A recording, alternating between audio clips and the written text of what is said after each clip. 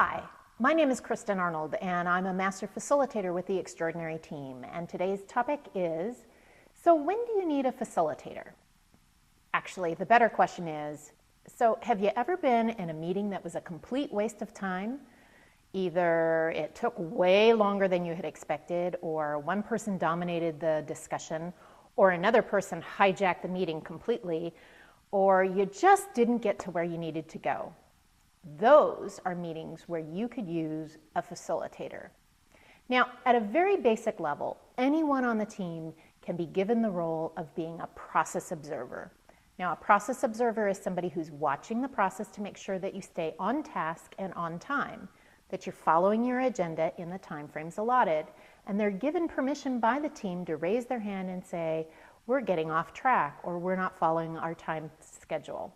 And in that case, the group can decide either to wrap it right up or renegotiate the agenda. So that's something we can all do immediately. Make sure that there's a process observer on your team. Now, a higher level of training or education you could give to any of your team members would be some facilitator training. And that way you'd have a facilitator on your team, somebody who's been given some extra skills, tools, and knowledge about team dynamics and group process.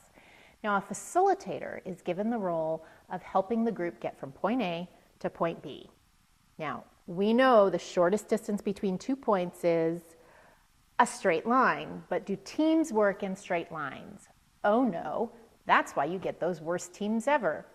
And so having a facilitator on your team would be helpful. But sometimes you don't have a facilitator on your team. Maybe nobody's gotten that kind of training.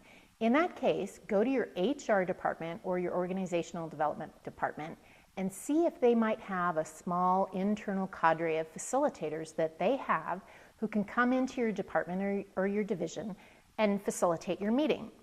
Now, an internal facilitator is really handy, but you might be thinking, but don't they have to know something about our business? And generally, that answer for any facilitator is yes, but no. A facilitator needs to know your acronyms and your basic elements of your business, which your HR or OD professional would know in your company. But it's actually better if they don't know too much, because when you get too knowledgeable or too